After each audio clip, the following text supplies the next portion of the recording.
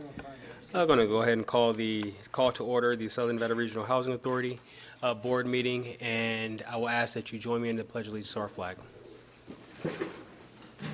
I pledge allegiance to the flag of the United States of America and to the republic for which it stands, one nation, under God, indivisible, with liberty and justice for all. Thank you so much. We'll now go into our roll call. Chairperson William McCurdy. Present. Vice Chairperson Tick Sagerblum. Absent excuse. Commissioner Marissa Brown. Present. Commissioner Nancy Bruni. Commissioner Carrie Cox. Present. Commissioner Richard Churchio. Commissioner Valerie Craig. Present. Commissioner Michael Disman. Commissioner Luciana Turner. Present. A quorum is present, and we are in compliance with the Nevada open meeting law. Thank you so much. Please mark Commissioner Bruni as absent excuse and mark Vice Chair Segerblum as present. And I'll take a personal point of privilege and welcome our new commissioner to the board, Marissa Brown. We're looking forward to serving with you from Henderson and offering your perspective to what we do. And welcome.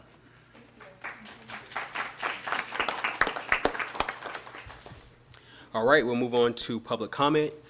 This agenda item is reserved for comments that are on our agenda. We ask that if you do come up during this period, you state your name and residence, and you'll be limited to 3 minutes. Is there anyone either on the phone or in person who would like to come forward at this time with matters on our agenda? Hearing and seeing no one, we'll move on to the approval of the minutes item. Is there someone? Please come forward. Welcome. Carissa Martinez, 2851 Sunrise Avenue, Las Vegas, Nevada, 89101. I'm actually up here because for the simple fact is I have been getting in contact with you guys about what has been going on in our apartment complex, but nobody seems to care. We have been having nonstop shootings. Metro won't show up. We have been having nonstop robberies. Metro won't show up. We have been having break-ins. Metro won't show up. We have been complaining to our caseworkers that we feel unsafe and unhealthy there, and all they keep telling us is, go talk to the managers. The managers aren't doing anything. Well, at least our manager is trying to, but her boss won't allow it. Like my apartment literally has nonstop flood damage and mold in it. She won't fix it. And I have been literally contacting everybody at housing. I have contacted lawyers. Nobody wants to help us there. Like not Metro, not the housing authority, not the health department. Code enforcement came. They did like 2 little things and disappeared. We don't feel like you guys care about us over there. And then on top of that, half of us have been living there for literally over 3 years, and we still haven't got any of our mobility vouchers or nothing. Like, I would really like if you guys would turn around and give a crap about us over there. Because we do got kids that are under the age of 10 over there still. Thank you. Thank you so much for joining us today. We will not go back and forth during this period of time, but I will ask that you hang tight. And if you could just say what property you're in one more time. The Juan Garcia Gardens Apartments. Got it. So if you just hang tight, wait till the end of the meeting. We have some folks who are going to have a conversation with you. Thank you so much for advocating for yourself and others in your community. Thank you. All right, we'll move on to item number 3. Anyone else would like to make a motion for approval of the minutes? We have a motion from Commissioner Craig. We have a second from Commissioner Disman. Is there any discussion? Hearing and seeing none, we'll move to a vote. All in favor? Aye. Any abstentions? Any opposition? Minutes are approved. We'll move on to item number 4, approval of the agenda with the inclusion of any emergency items and deletion of any items. Are there any changes from members of the board at this time? Seeing and hearing none, I'll entertain a motion. Move for approval. Motion by Vice Chair Segerblum, a second from Commissioner Cox. Is there any discussion at this time? Hearing and seeing none, move to a vote. All in favor? Aye. Aye. Any opposed? Any abstentions? The agenda is approved. Move on into section 2. We receive a report from our executive director on administrative and operational activities of the agency, and turn over to Mr. Jordan. Good afternoon, Commissioners, as well as our audience. I just wanted to highlight a few things since the last time we were together. First of all, also wanted to acknowledge our new Commissioner, Commissioner Brown. Welcome. I wanted to recognize and thank you all, recognize the staff and thank you all for attending two celebrations or two events we had since the last time we met. One was the celebration of aging, where we highlighted the work and the partnership with our senior community. We had a very, very nice engagement. We were fortunate to have the mayor come and speak. Had a number of just good interaction. We had a number of our vendors who came out and supported us. The food was good. And I'm especially proud of the staff for the attentiveness that were given to our guests. So I wanted to recognize that. The other thing was the Affordable Housing Forum, which was a first and truly not the last, where the team brought together voices from the federal, state, and local level to really highlight our need for affordable housing in the community. And so again, staff did an outstanding job of pulling that event together. We got rave reviews. You know, it was sold out. We had our Congressman Horsford was there, the Hispanic Caucus chair, the Asian Caucus chair, vice chair of the Democratic Party National, or caucus, I should say, and then our ranking member Maxine Waters, along with our U.S. Senator Cortez Masto. So very, very strong effort and just really talking about what we need to do to continue to promote more affordable housing here in the region. A couple other things I wanted to mention. We were able to sign the MOU with the union, so that's taken care of, and we'll start seeing those changes in salary very soon. We are continuing to focus our efforts on customer service. We mentioned last month that we were pulling a survey together, and we're in the final stages of making that happen. Another event that we went to, and again, this is among firsts. The beginning of the month, I took the leadership team up to Carson City, and we participated in what was called Affordable Housing Day. Got a chance to go up on the floor, meet with some of our state legislators, talk to them about collaborating and partnering, again, with not only with making more housing, affordable housing available, but also making it easier to partner with landlords and developers around affordable housing. And so very, very well attended. We were received quite well. And so this is all a part of an overall strategy to position ourselves as being the premier affordable housing voice here in the Valley. And so those are just some of the highlights. I'd like to yield the rest of my time to Jonathan Alvarez, who's the CEO and Chief of Security at Protective Forces International. We've had a number of conversations and comments over the last few months about security. And so PFI is the firm that we use to help us, along with our partnership with Metro. And so I asked Chief Alvarez to come by today and just at a high level give you an understanding of, what they do, the various threat levels at our different developments. And so we'll have the chief come up, but are there any questions for me before I do that, Mr. Chair? Thank you so much for the report. No, just want to say thank you to you and your team for all the work, the yeoman's work that you've done to get us to this point. I enjoyed the forum as well as the celebration of aging. Thank you. Thank you. Okay, have Chief coming up.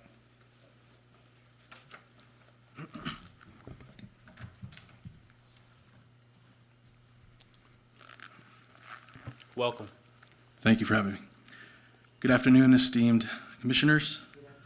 Chairman McCurdy, thank you, and Director Lewis, and the Housing Authority partners that we have here. My name is Chief Jonathan Alvarez, and it is my honor to be the CEO and Chief of Security of Protective Force International. I've been requested to provide an executive level brief of our operations and about who we are. In almost 5 years, PFI has become the most trusted organization for providing safety and security support for over 400 properties and 400 partners here in the Las Vegas Valley. Our department is comprised of over 250 vetted, trained, and equipped security officers serving approximately 350,000 residents in the state of Nevada. PFI security officers go through a rigorous hiring process, an academy, and advanced training in order to prepare them for service within our communities. PFI has multiple divisions within the department to include a large patrol division, a K-9 unit, special investigations unit, emergency security team, which is our form of SWAT as a special response team, and the only private sector organization with security that has its own community-oriented patrol division and a security chaplaincy program. In 2022, the patrol division answered over 140,000 calls for service here in the Las Vegas Valley, all the way from a simple noise disturbance to an active assailant, bomb threats, and multiple critical incidents. We partner with local law enforcement agencies in order to support their efforts by responding to calls for service in our jurisdictions when they cannot. We began serving the residents and properties of the Housing Authority in March of 2021. Since then, PFI has revolutionized the safety and security operations by including real-world threat assessments, statistic-based enforcement to enhance the quality of life within the communities. We still and always will work directly and closely with the director and his team. Never before had the residents and staff been able to contact their public safety department 24/7 like they do now. Unfortunately, our partners in law enforcement have been tasked with a lot more and is expected to enforce with limited resources. By having a professional public safety department like PFI, we have been able to respond to hundreds of calls for service since just the beginning of this year. Our organization has invested over $500,000 throughout the years worth of additional resources, K-9 patrols, crime prevention unit patrols, and additional manpower on top of what we are contracted for with the Housing Authority. With that being said, Housing Authority properties are safer now in today's climate than they were before we took over as safety and security operations.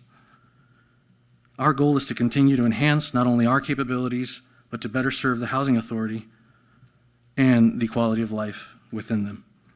In a realistic world, stopping 100% of crime is impossible, but with the help of partnerships, we know that we've been successful in what we've done thus far.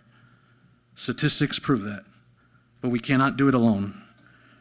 We all need to come together as a community and assist in safeguarding what we hold precious. We need residents to be engaged and teams to be engaged to report criminal activity for us and Metro and our partners to address this appropriately. I will now go into some of the basic statistics of what we've done 2022 compared to 2023. In 2022, we've totaled over 21,800 proactive. Do you have a PowerPoint presentation so we can follow along with the No, statistics? this is just a high-level briefing for that. Okay. Can you make sure that we're provided with a Yep. the PowerPoint presentation Sure. so we can reference your numbers? Absolutely. Statistics? Thank you. Sure. So in 2022, we totaled over 21,800 proactive patrols. That means officers on site walking the properties, doing drive-throughs, which they park the cars, get out, and take pictures throughout the communities on what is expected of us. In 2022, we had 855 calls for service that we responded to. And in 2023, as of May 14th, apologies, we've done already 20,496 proactive patrols and have answered 247 calls for service, which is substantially lower than last year's time frame if you were to compare it.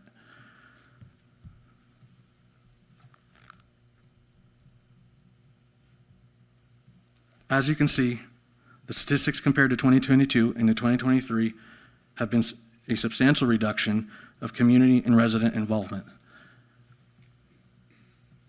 By them calling to our department, it allows us to investigate security and safety-related incidents. Without the community's assistance and the assistance of others, it hinders the operation as a whole, and we cannot effectively do our job when we're on site and when we're not. In closing, I'm happy to take any questions from the board, but first, I encourage each and every one of you to come and observe this large process and this large operation for yourselves at our headquarters, so you can truly see how much is being invested within the communities and understand the safety and security here in the Las Vegas Valley. Thank you. Thank you so much. I believe we have a question from Commissioner Craig. Hi. Hey. I just have a question. You were doing comparison, and he asked for stats. Yes, ma'am. Because you stated two things. You stated that you were safer. It was safer, and all I'm saying is, when you say you're safer, we really need to have numbers.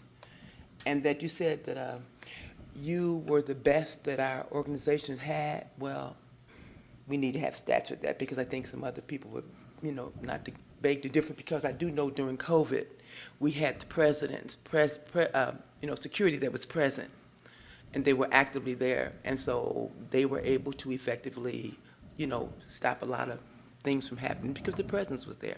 And I appreciate that question, but during that time, we weren't contracted with you guys.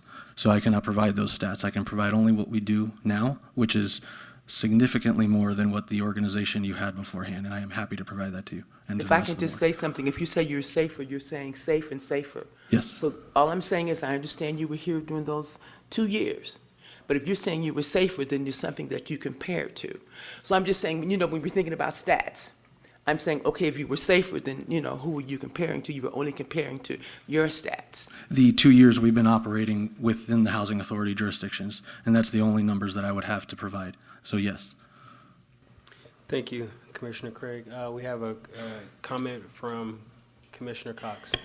So if you cannot compare to the safety in years past, there's no comparison, there's no stats.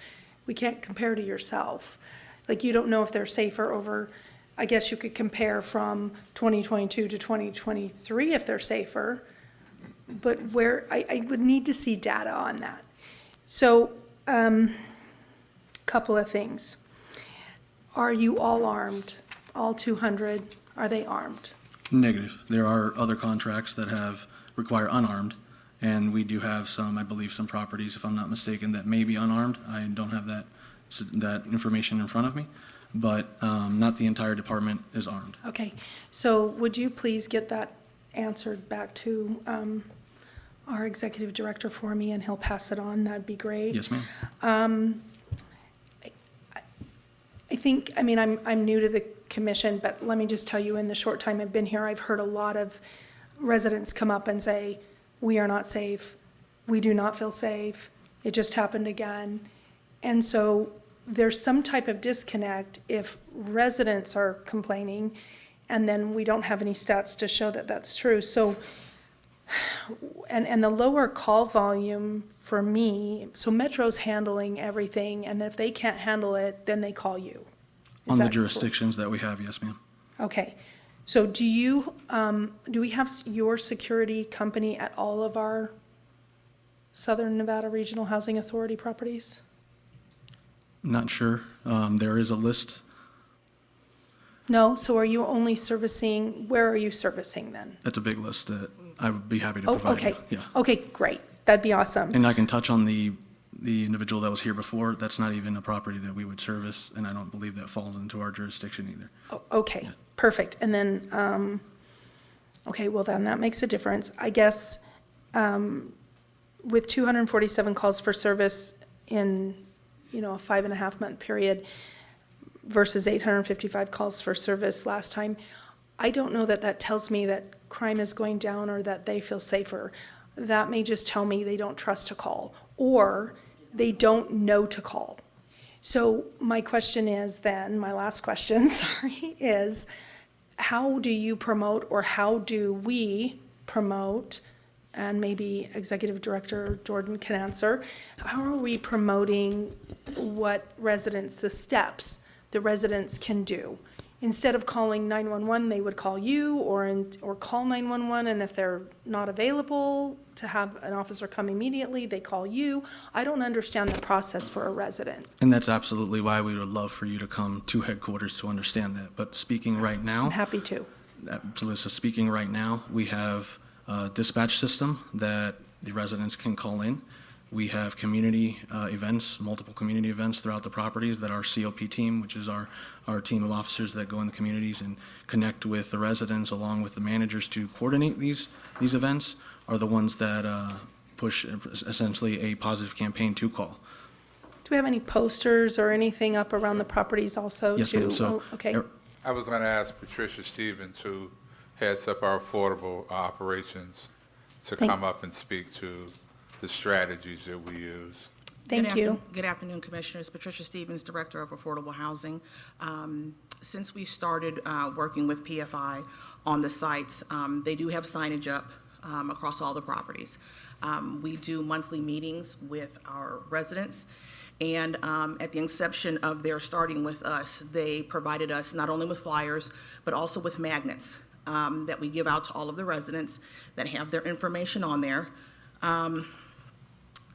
As he mentioned, since the beginning of COVID and the fact that Metro has been overwhelmed, understaffed, they have really been able to step in to kind of fill that gap. The feedback that we've gotten from our residents is that they are more responsive than Metro. A lot of times there are certain calls, disturbances and things like that they will not respond to, that PFI will step in and get out to the property. So we are constantly letting our residents know that they are a resource for them, and they can't be at all places at all times, and it is important for residents to understand that they can reach out to them as a resource. Unfortunately, there are times where our management or our staff find out about things after the fact, and the first question we ask is, did you reach out to PFI? Well, no, I didn't reach out to them. Sometimes there is a level of fear, and I don't know why. I don't know if they want to be anonymous, if they don't want to, alert somebody else that they're the ones that called. But this is precisely why we have them here on our properties, to help keep the residents safe. So it is an ongoing effort on our part as management to let them know that they are here and they need to utilize them as best as they can. Patricia, what percentage of our properties is PFI on? I'm going to say, I can say for the affordable side of the house, we do now have them at all of our properties. On the public housing side, I'm going to say it's probably at least 95%. There may only be a handful that aren't. We also have them here at the admin building. So they do cover here at the Cannon Center, the Section 8 building across the parking lot, and our Flamingo admin building as well. Thank you. Okay, that's awesome. Is there a possibility to get them added to the Juan Garcia building that she's at? And maybe that's a question for later. Well, no, it's a very appropriate question. Juan Garcia is not a building that we manage. We provide Section 8 vouchers. Okay. And we have note to bring the owner in. In fact, if you all remember, there was another young lady who came in and talked about mold and talked about evict. That too was not a property we manage.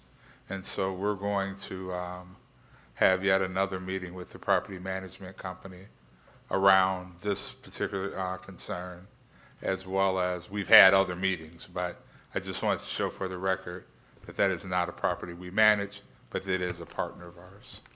And we can also, just to kind of piggyback off of that, we can definitely share that information with them. PFI does also offer services at Beager Estates and Landsman Gardens, which are our properties, but they are third-party managed by another entity, and we have linked them up with them, and they are providing services at those two locations as well. So the ability is there. All they would need to do is we can make sure that we link them up and provide them with their information. Well, and thank you so much. And a big thank you to staff. I do need to say that. And I want to thank you for what you do for Metro, because they're down 300 officers. So, and that's a national policing issue. In Henderson, we're down 140. But, thank you, because I do see a reason for your business and for you to be present. We just need a little bit more to legitimize it and validate it in our mind, at least for me. I can only speak for me, but I think that's what Commissioner Craig was trying to get to as well. And I just would echo her comments and say, if you could give us more data, it really helps us to be able to say, okay, yeah, this is needed. I mean, because I believe it's needed, but I need to see it. Thanks. Thank you. Commissioner Churchill. Thank you, Chairman. I'm new myself to this Housing Authority Board, so it's a process of education on my side. But not much different than what I hear as a councilman in North Las Vegas. I work very closely with our police department there. My question is this: it's difficult, and Commissioner Craig had asked, the comparisons. It's easy to compare yourself from one year to another. Showing less calls could mean you've been doing a better job, and showing less calls could mean that, as was mentioned, people just aren't responding and calling in. But to make anything successful, I would think you need to be proactive. And, more times than not, our police are reactive. So I heard a little bit about the proactiveness in such instances where you're handing out flyers, little magnets and everything, which I guess is cool. But do you respond back to the people? Well, let me back up one question. If someone calls in and gives you their name is confidential. Is that correct? Correct. Okay. So we answer to the board and the housing authority. Okay. We don't release anyone's information, and 9 times out of 10, they remain anonymous and don't want to make contact with us, even though they call. Are they aware that their name would not be given out? I don't believe so. I don't think we've never really mentioned that. If they ask, our dispatchers are trained to advise them that none of this information goes out to public, where we don't. Okay, so your dispatchers let them know that their information and their name is kept confidential? That's if they ask. If they ask if it's going to be, okay. I don't know if that's Well, I sufficient. can touch on the proactivity as well. Yeah. So, like I mentioned, we have over-resourced the contract as a whole. As far as last year doing saturation patrols on the property, meaning you have 4 to 5 additional of our specialized officers on the property. This year, we've done crime prevention unit patrols, so this is additional to above what's contracted. We did 219 of them since the 14th of May, and we've had 65 saturation patrols throughout the properties. And these are things we are not invoicing the housing authority because we believe in the community. So it really hurts to see that nobody can see some of the differences and positive differences when we're investing so much back into the organization. Yeah, no, I understand what you're saying, and I don't know for a fact, factually, if they're not appreciating it or not, because, like I said, I'm just hearing the reports now. But for the people who do volunteer their name, do you respond back to those people afterwards?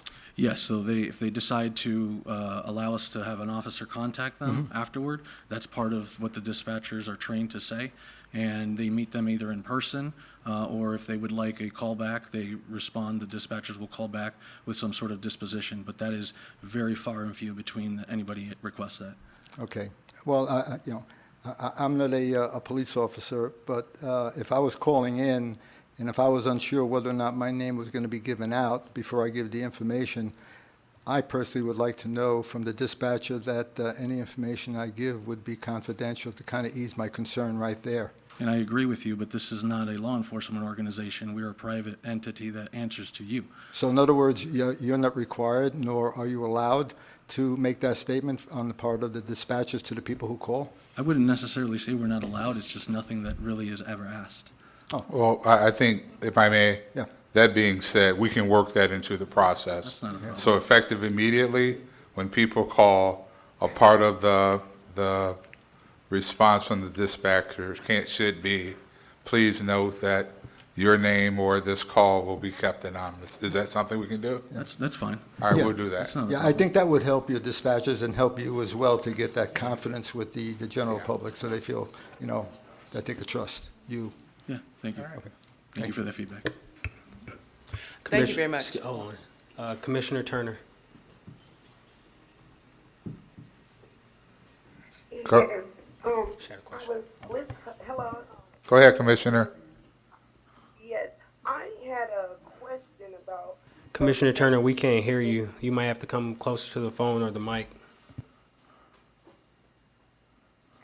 can you now? Is it better? Barely. Hello?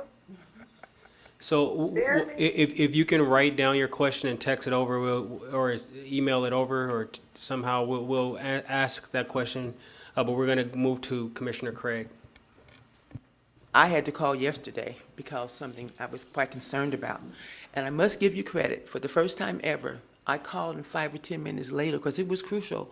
2 ladies showed up, and then Metro showed up second, so I want to give you your kudos. However, the significant thing is I learned to be anonymous. And then when you ask somebody their name, because our society is so corrupt, that's very intimidating.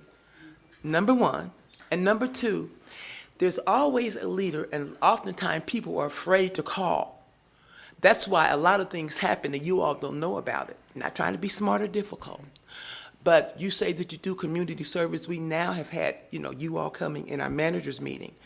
But in the time that I have been a resident where I've lived, I don't see you all. No offense meant, but I really don't see much community service being done. When the individuals come in, they come in and take a picture. They may be there 5 minutes, or they may be smoking in their car. So the thing about it is that is something that you mean, but that is something that does not always happen. And my other thing is, you talked about, I'd like to know, what are the threat levels that you all contend with? Threat levels as far as,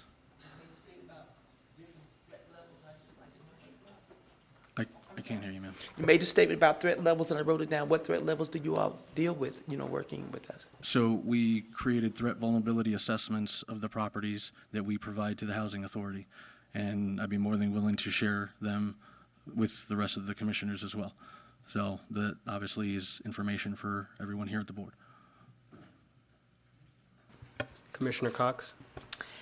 I don't know if this is possible, but I'm thinking about Henderson and the properties that we have there.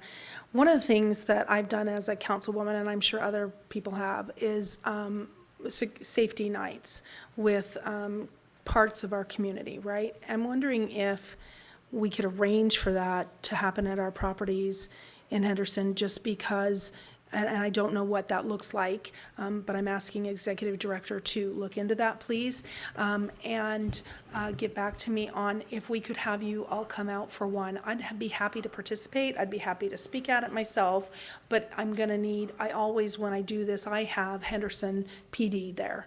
And maybe we need to have Henderson PD come and kind of explain how you work together and what the process is. I'm not saying it's going to motivate everyone and it's going to change, but one thing is community engagement is really where I think it starts. So I'm just wondering if I can be of help, and however I can be, I would like to be. Absolutely. So that's great feedback. And again, we can compile all the community events that we've done thus far with the properties. We just recently had a very large community event off of Green Valley and 215 in that area for Corporate Center. It was another safety day. We invited commissioners, we invited the police department, we invited everybody. Very few showed up. You did not invite me. Well, if that's your ward, I'm not Yeah, sure. well, yeah, invite me whether it's my ward or not, please. Understood. I ran at large, so Understood. thank you. So going back to it, this community-oriented patrol division was just created from the beginning of the year. It has 2 officers in it, and of course, these are officers that go out and understand something. I don't get paid public funds, right? I don't have a grant. I don't have anything. I get paid as a private organization, and I must invest from these officers and the community officers from my own organization. This organization is not one that situates and takes dividends or profits and things like that. So at the end of the day, a community a community resource, a community team is an additional investment that it is not invoiced, it's not on-site, it's not contracted for. So these are the things that we do above and beyond to ensure that we can connect with the residents, but this unit is from the beginning of this year. Okay, but you are funded with public funds through us, correct? Correct. Okay. It won't. But it doesn't fund, what you're saying is it doesn't Correct. fund the extras Correct. We have- that you're trying really hard to Yes, give ma'am. extra, and Yes, you're ma'am. paying for that on your own. Yes, ma'am. Thank you. Is there anybody else? I have just one question I want to ask. Do you provide us primarily a responsive service or patrol or both?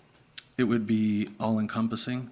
It's pretty much whatever the board and the executive director is requesting. So if he wants an analysis of a site, we provide that. If someone calls for a non-emergency, we respond 24/7. Unfortunately, some 911 calls are being 20, 30-minute waits now. So we always recommend everyone to call 911, and then if they can't get anything, call us, because we may be closer. And everyone, again, and the residents and the board has to understand, we don't have the cool flashing lights and the sirens. We can't break traffic laws. So when we receive a call for service, we have to stay within the traffic laws, not break any laws, and respond as quickly and as safely as we can. So we're doing the best that we can when somebody calls to get us situated, because we also have a call system that prioritizes a shooting versus a barking dog or someone smoking outside to a stabbing. We respond to it all. I think that one of the things that should be pretty obvious, that every month, we listen to that there's attacks in our buildings, fighting and shooting and everything else, and then you come in and say, well, we pretty much have things improved significantly, and so everybody wants to see some statistics, because you're wondering, well, he's saying this, and we're hearing almost the opposite, and it makes you wonder, I need to really see this to analyze this and understand that. So it's very important that we get those statistics so we can analyze it, because every month we come in, we hear the same thing. And Okay. like I said, I would be happy to provide those along with a full tour of headquarters so you understand the operation and how it works, not only within the properties, but within the valley as a whole. Okay, thank you. Yes, sir.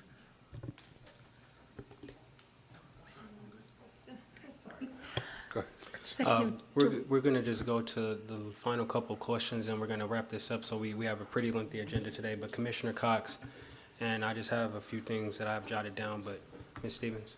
I wanted Ms. Stevens to speak to the level of reports to the property level that we get, and some of the things that, in addition to the security, broken lights, and there's a very detailed level that the company provides us on a daily basis at the property level.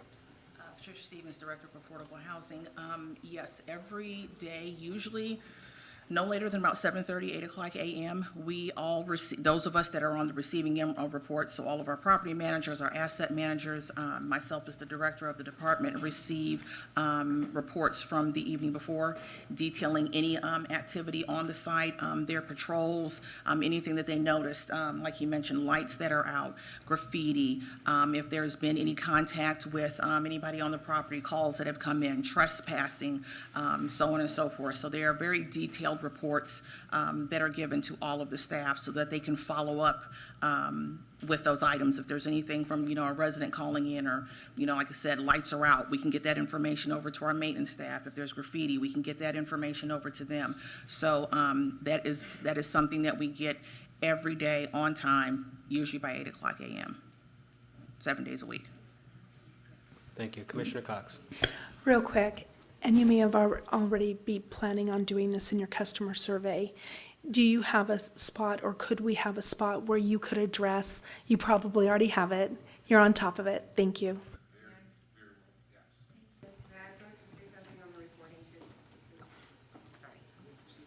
Rhonda Etzen, I'm Deputy Chief of Protective Force.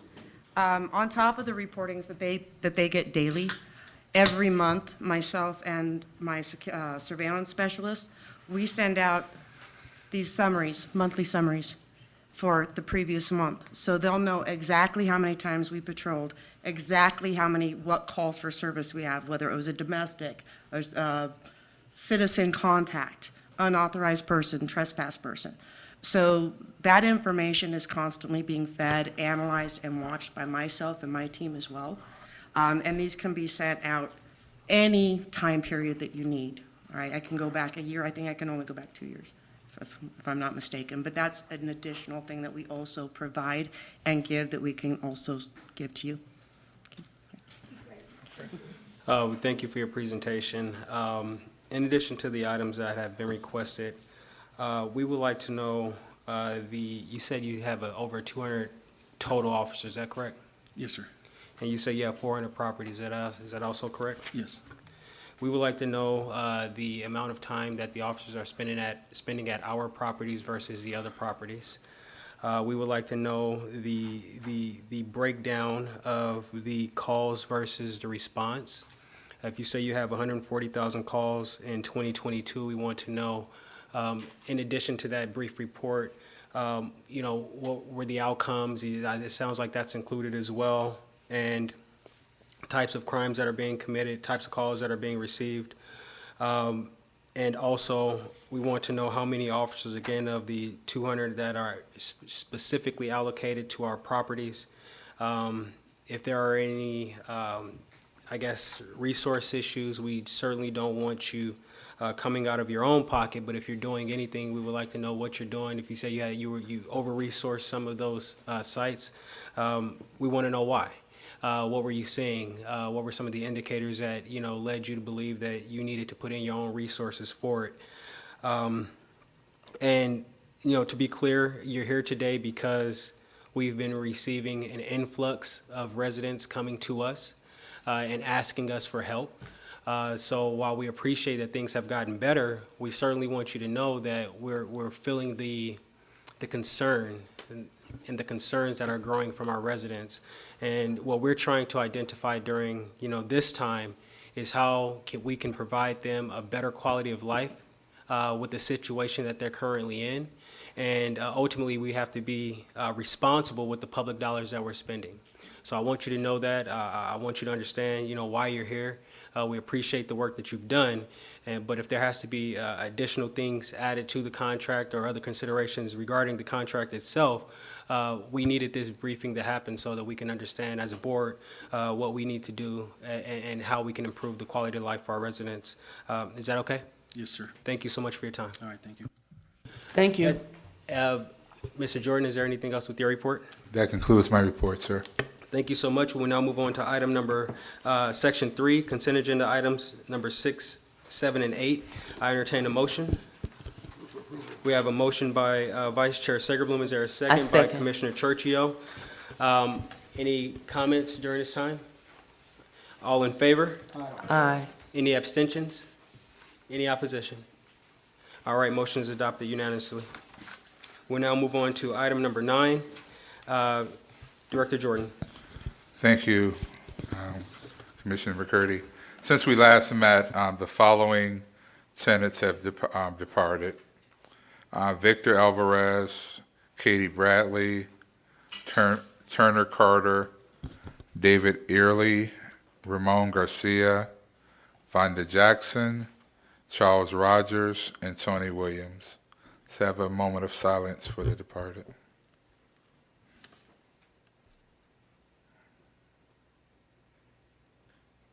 Thank you. Thank you so much, Director Jordan. We'll now move on to item number 10. Item number 10 is the approval of the Housing Authority's operating budget, and CFO Fred Herron will present this item.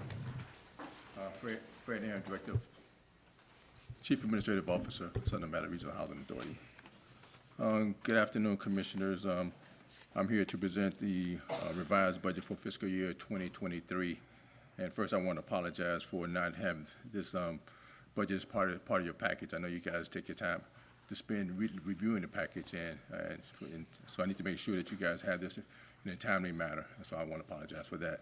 I also want to thank Commissioner Craig for identifying some formatting issues in my budget as well. We want to make sure you get more to accurate reporting data as well, so thank you.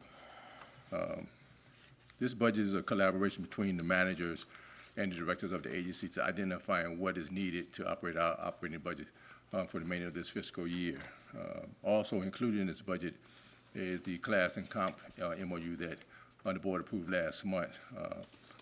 Total salaries and benefits total about $1.2 million that was included in this revised budget. I'm not going to read everything that was part of the package, but I will identify some of the major issues, items that's prepared in this operating budget. Our conventional low rent program, which consists of all of our asset management properties, the board approved $108,200 in the initial approval last year, this past summer. The revised budget came to an amount of $228,075. Some of the major changes in this budget was an increase in tenant revenue, additional $498,000 will be added in revenue for the fiscal year 2023. Operating subsidy increased by, we anticipate operating subsidy to increase by $588,000.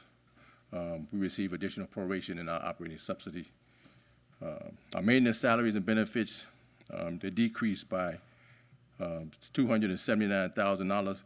We have been experiencing a number of vacant positions in our maintenance department, so that this one of the reasons why we have an adjustment in our maintenance salaries and benefits. We did receive some additional temporary labor help from our manpower, which contributed to about $348,000 increase in our maintenance contracts. Our total expenditures for our asset management properties is $20,333,000 approximately. Our central office cost center, which consists of all of our non-revenue departments, finance, executive office, IT, and so forth, we anticipate a residual receipts of $211,000. Some of the major changes in this operating budget consist of some additional management and bookkeeping fees in the amount of $170,000. We receive those fees for the work we do for the Section 8 program as well as our public housing program. Admin salaries and benefits also decreased by $388,000. We had a number of vacant positions in our central office call center, a couple of positions in HR, IT manager, an office assistant. We had an account specialist person that was vacant as well. So in just in our fiscal year budget, that consists of, that's why we had to reduce our operating administrative salaries and benefits for the central office call center. We did have an increase in other administrative expenditures in the amount of $355,000. We had some additional consulting services throughout the year to assist our IT department as well as our HR department. We also purchased a 15-passenger bus for our residents, which is wheelchair accessible. We spent about $134,000 for that bus as well. Our affordable housing program, we didn't have many changes in the affordable housing program. We had a projected net income of about $38,000 for the fiscal year. We did increase maintenance contracts, which consist of an increase in janitorial services, HVAC, and as well as some additional plumbing costs, plumbing contracts. In our NSP programs, which consists of our neighborhood stabilization, we have a net gain of $253,000.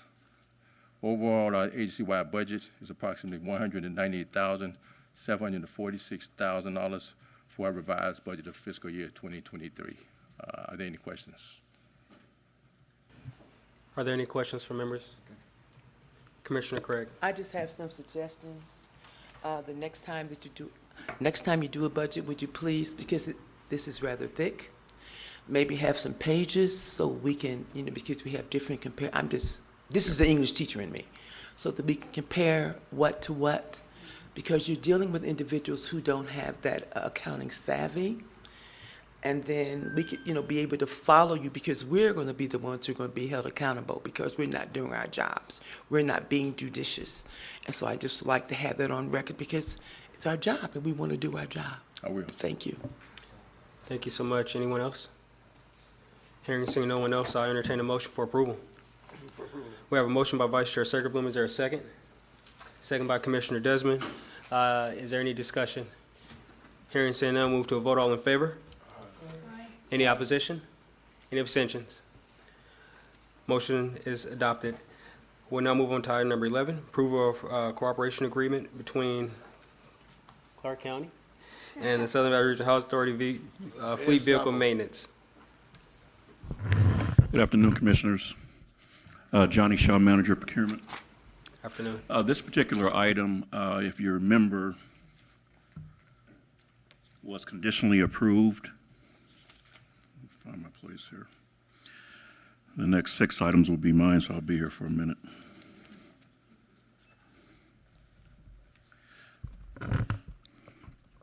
The existing Clark County Automotive Division.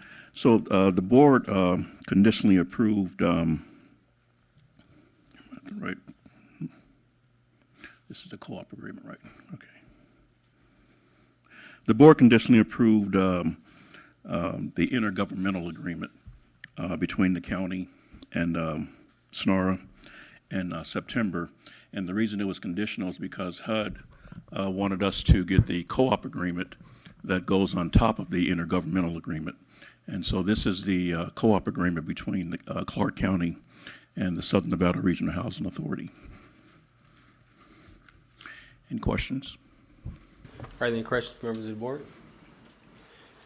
Here, we have a motion by Vice Chair Circleblum. Is there a second? Second. Second by Commissioner Craig. Is there any discussion? Hearing seeing none, move to a vote. All in favor? Aye. Any abstentions? Any opposition? Motion is adopted. Move on to item number 12.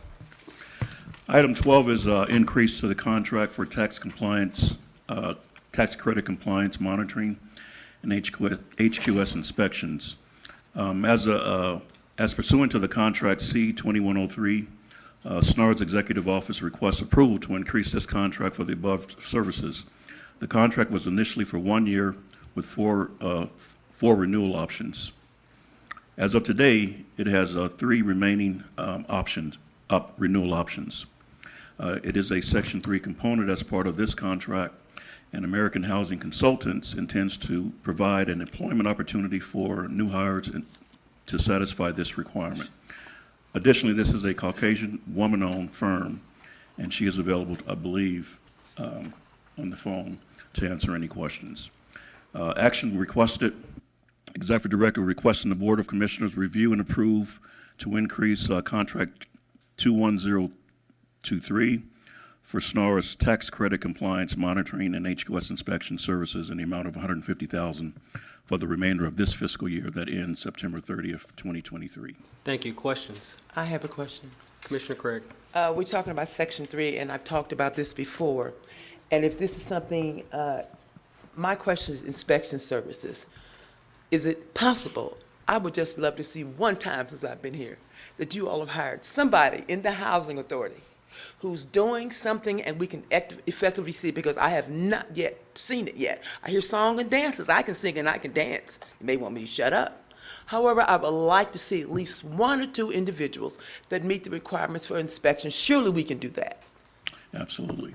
We will definitely stay engaged with this contractor to make sure that they comply with the Section 3 component, as well as I'll be presenting a Section 3 presentation next month as well. So does that mean, Commissioner Craig. So in other words, that means that maybe next month that we will be able to see the data, that you will have effectively gone out and found somebody that meets the requirements?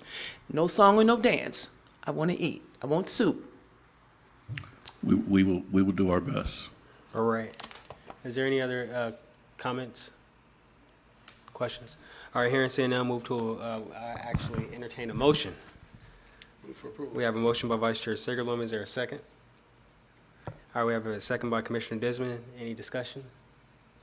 Hearing and seeing none, we'll move to a vote. All in favor? Aye. Any abstentions? Anyone opposed? Motion is adopted. We'll now move on to item number 13. Item 13, approval to award contract number C-23036 to Kingdom Janitorial Services in the amount of $1.4 million for a 5-year period. The current janitorial service contracts for the office buildings and vacant unit cleanouts are expiring. Actually, have already expired. Well, we've given them a 30-day extension because we're coming to the board today. The above notice solicitation was issued February 9th of this year.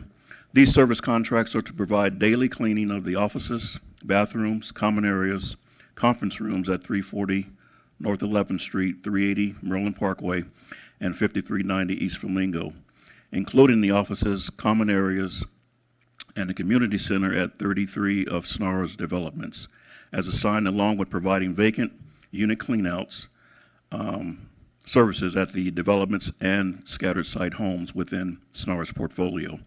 The solicitation resulted in 5 companies submitting proposals for these services. Due to the requirements for this service, staff is recommending that we award 2 companies, and so the next item would be to the second company. Kingdom Janitorial and Clean and Shine.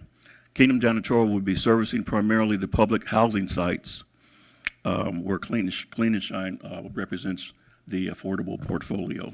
Action requested, Executive Director is requesting the Board of Commissioners to review and approve award contract number 2C23036 to Kingdom Janitorial Services in the amount of $1.4 million over a 5-year period. Questions? Yes. Could you, explain through the ranking that I'm looking at, what's going on with MasterCorp Commercial Services? Yeah, MasterCorp was actually the lowest bidder, but they did not respond to the bid with all the required documents, and so they withdrew their bid. Got it.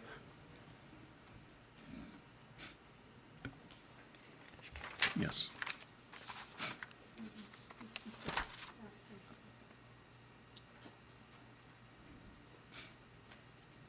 Any other questions, Commissioner Cox? So is it standard to go with a 5-year term? Yes. HUD allows a 5-year term, and we cannot go beyond 5 years. After the 5-year period, we have to go back out to bid. Okay. And so we always do one year with 4 renewal options. But we've been advised by our general counsel to bring the entire 5 years to the board, so we want to keep coming back each fiscal year for approval. Well, I guess the concern I have, is that if you're not coming back to the board, there's no oversight for 5 years. Maybe. Like if they're not meeting, and I'm not saying that staff doesn't do a wonderful job, right? I'm just saying for my position, I want to know that. Like if they're not, I want to be involved in that process. I get the need for 5 years to not have to come back, but I don't know that I like the 5 years, and I understand it's 1 year at a time. I don't know if anybody else agrees with me or not, and I get that that's in the essence of making things move forward quicker, but I just don't know where the oversight is on this side. So are you speaking of the budget or the performance of the contractor? Performance, but that goes into whether you're going to search for new, would you just automatically do that if the performance isn't happening? You're just going to automatically put the bid out? I guess I need to understand. Well, we bring it back every year, correct? So we do 5, and then we update the board on a yearly basis as to whether the contract is going to stay or not. I guess what I'm trying to understand is what is it that we have, or what is it that the board would like to see around performance that we're not seeing? I don't know. Okay, I don't have anything specific. Yeah. Johnny can speak to it. But he said you're coming back every 5, not every 1. If I may, I think we're getting to the, if there are any issues, will you let us know? Yeah. Absolutely. We monitor the performance, right. And if the contractor does not perform, we issue them a warning. And we give them 30 days to get their act together. If they don't get their act together in 30 days, then we will cancel the contract. Thank you. Thank you for the information. I appreciate it. I'll entertain a motion. Move for approval. Second. We have a motion by Vice Chair Circlebloom, and we have a second by Commissioner Craig. Is there any discussion on this motion? Hearing saying none, we'll move to a vote. All in favor? Aye. Any abstentions?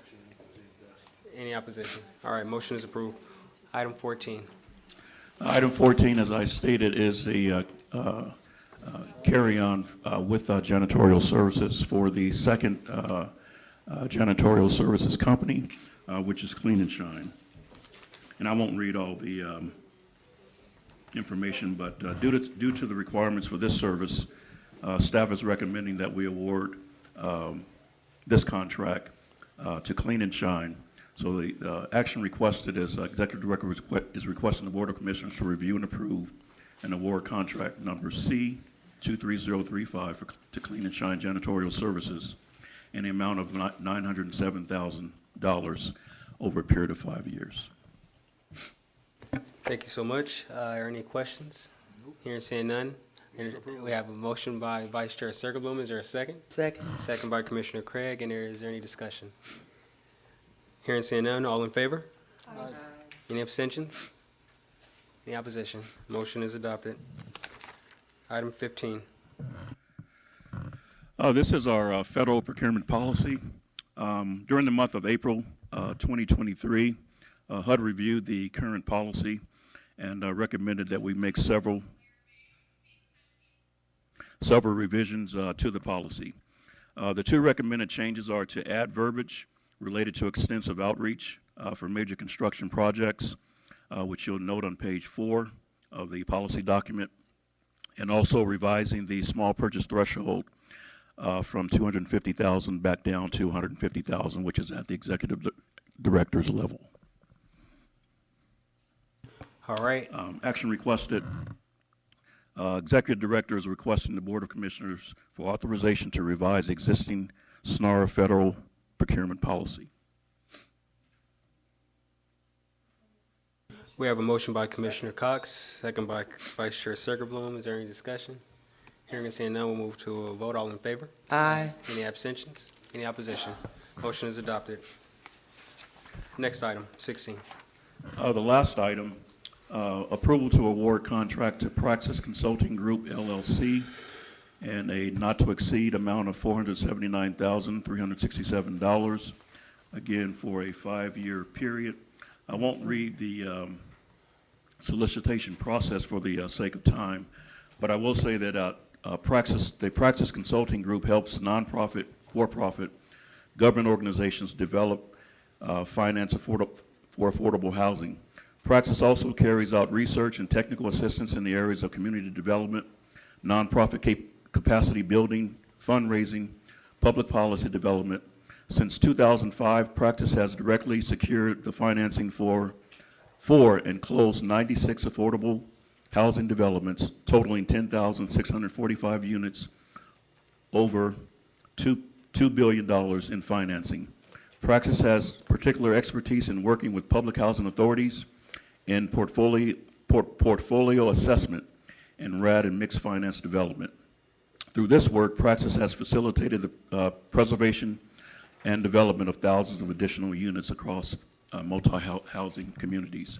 And so Praxis is the mixed finance consulting firm that is helping us get through the RAD process for Jamestown Towers as well as Hullum Homes presently. Action requested. Executive Director is requesting the Board of Commissioners to review and approve the amount award contract to Praxis Consulting Group, LLC, in a not-to-exceed amount of $479,367 for the initial year and 4 one-year renewals. And so the $479,367 covers the 5-year period again. Can I ask you a question? Yes, sir. So, Mr. Jordan, do they talk directly to you? Who do they work with here at the agency?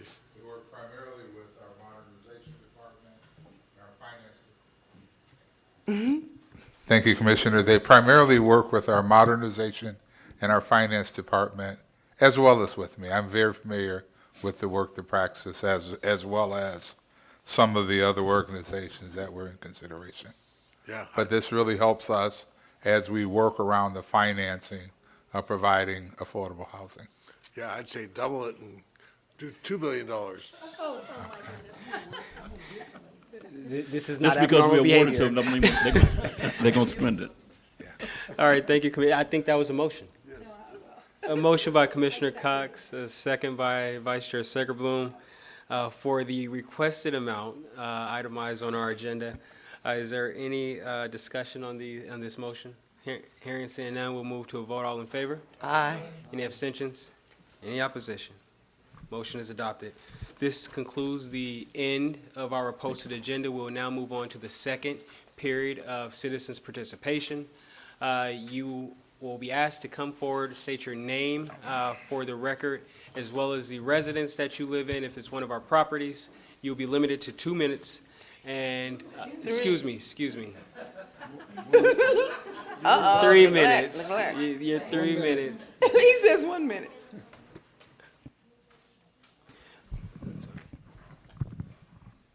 And we'll go from there. And I don't believe there were any new business items, correct? Yeah, all right. Good afternoon, Phyllis Carpenter, 5200 Alpine Place. This is kind of thick, and I didn't, you're not posting these at the properties the 3 days beforehand, like you're supposed to, because I don't know what's on the agenda till I get here, and that's not right, because the janitorial one, I know in 2019, they had a $250,000 contract, and it was for just cleaning the offices and of the properties. Now they've moved it to, now they clean the buildings like they clean at Sartini, that we have them there in the daytime, whatever, as well as now they're doing the clean outs of the apartments. I thought that was maintenance's job. I don't know. And then they hire through Manpower, they hire these people that are paid less. They're not the union people. They're paid less, but they do the buddy system. They have to have 2 of them to do one repair, and I don't think that that's right. Okay, so in my apartment, I'm going to a weekly right now. After today, I'll go to a weekly. They're gonna go in and do my apartment again. I just hope that this time they get it all and they do it right. When they have the mold test done, I've had 7 or 8 mold tests done. Now, those are about $800 a piece, and the first time they had them done, they didn't do it correctly. They didn't do all the rooms. The next time they had it done, they actually did it correctly. They tested for all the different molds, everything. The time after that, they said it wasn't cost efficient to test for the different molds. And now the last time, they didn't test for any of the water molds. In my pantry, in my kitchen, when I open it, it smells like mildew. I can smell it when I walk in my door, okay? And I believe there's an underground leak in my bathroom, and I've showed the pictures, I've sent the staff the pictures and everything, but they're only going there to address the water heater today, I think. I'm not sure. Once they get in there, there's also a spot in my living room that is black, and they keep coming in and putting Kills and paint over it like that's gonna fix it. It bleeds right through. If it's mold, yeah, you can Kills it and you can paint it, but there's mold on the other side and it will grow through. Meanwhile, I have to live like that. Also, now I got my notes. And every time you always say that somebody will get with me after the meeting, nobody ever approaches me. Ava's the only one that does, and I'm sick of her blowing smoke up my butt. Let me see. I can't even find my notes. In November, I filed with the Attorney General about the Resident Council, how they banished our board, that they didn't have the authority to. Yeah. Thank you so much for joining us today. Is there anyone else wishing to come forward during this period? Hello and welcome. Please state your name for the record and residence. Whitine Patton, Jamestown Towers. I don't have any complaints today. I want to commend the staff at Jamestown Towers. Tina Ford, their SS manager, Brandy Foreman in the office, Robert, our maintenance man. Even though he's alone, he's always smiling, he's always jolly. And I must commend them. I've been there 7 years. There have been so many turnovers. We've been through 13 SS managers and office personnel. But now I think we have a good team. And I want to piggyback off the security. Rhonda was there at our managers meeting last week. She brought Star and Sergeant Kenny Young. Those two security guards, well, protection, PFI, they're the only ones that walk that property. I see them walking it. I've seen the guys come over there, sit in his car, go around the parking lot, smoke a cigarette. Don't even walk through the building, don't even walk the property.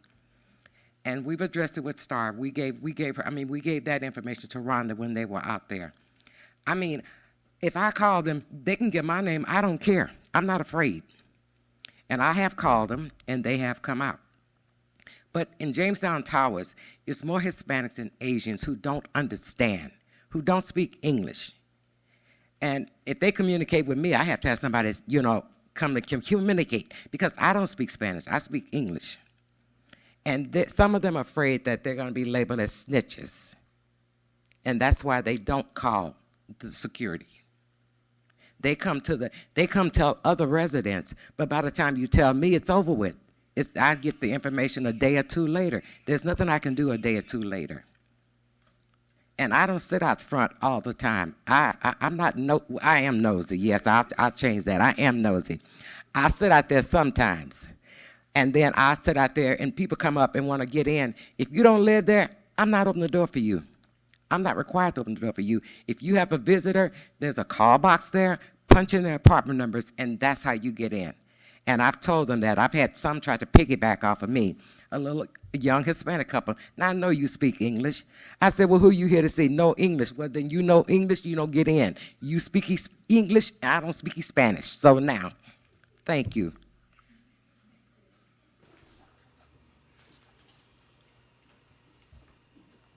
I would just ask that as we come up, we be, respectful, and just make sure that, we're being sensitive to maybe folks who don't speak English. Hello, board members, Mr. Jordan, attorney, and others. I've been to this microphone many times, quite often to advocate for other residents. Today I'm here fighting for myself, and I'm addressing and appealing to the board, to the attorney, and to Mr. Jordan to force your public housing department to do the right thing when it comes to my situation. Last year, I received unwarranted evictions, no admittance of I'm sorry or an apology, even though they know and I know shouldn't have gotten them. No way to rescind them. When I reach out to other agencies to explore the possibility of moving away from Housing Authority, the fact that I have received evictions, even though unwarranted, makes it hard for me to even qualify for other housing. But aside from that, on March 31st of this year, I had a flood in my apartment. It was fecal water, horrible. I believe the ball got dropped along the way as far as the response and the way things were handled. Not to mention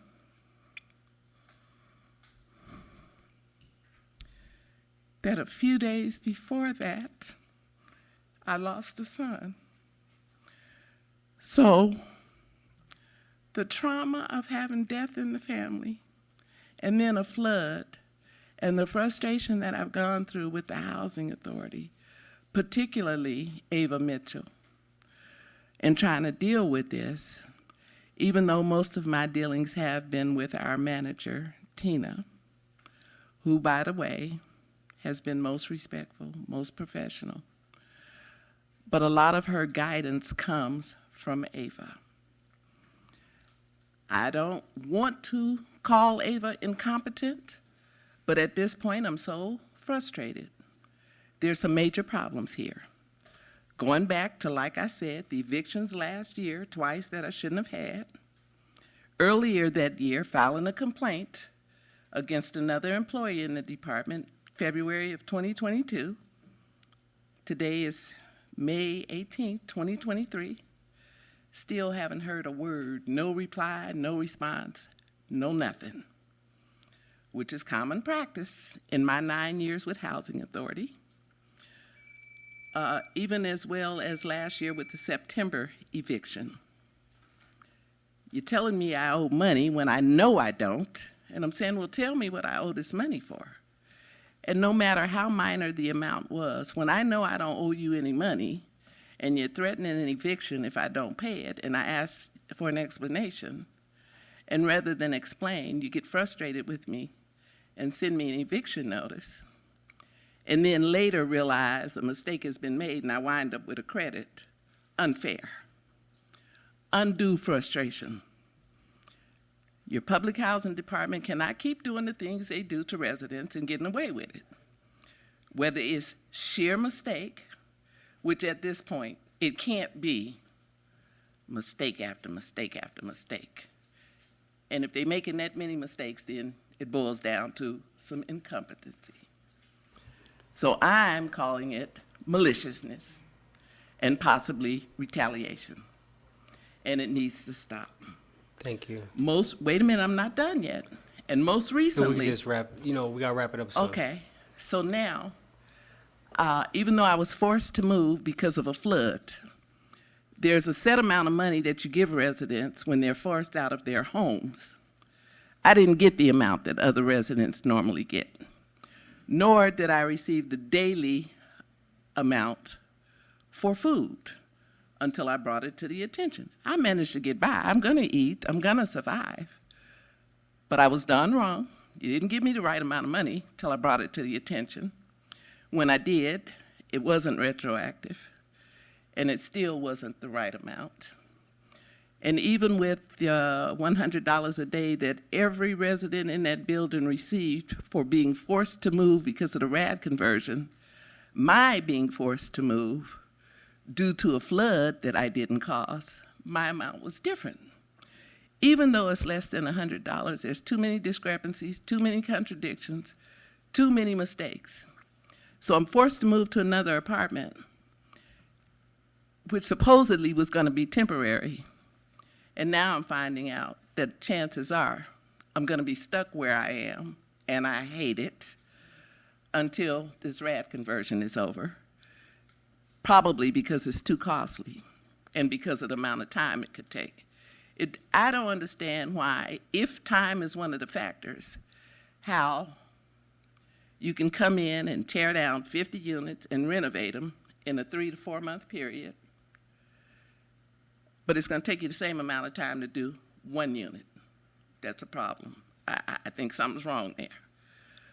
But then why would I be told that I'm temporary and I'm forced to stay here? Yeah, I know you understand. I have to be fair with the time. I let you go another 3 minutes or 2.5 minutes. I understand. But I would encourage, I would encourage you to just stay back and meet with Mr. Jordan. And sorry, I had to cut you and off. I'm just appealing to y'all. All right. That if it continues this way, I need an investigation done. I know lawsuit is an option, but somebody has to be held accountable. Of course. Thank you. Thank you. All right. Is there anyone else? All right, this meeting is adjourned.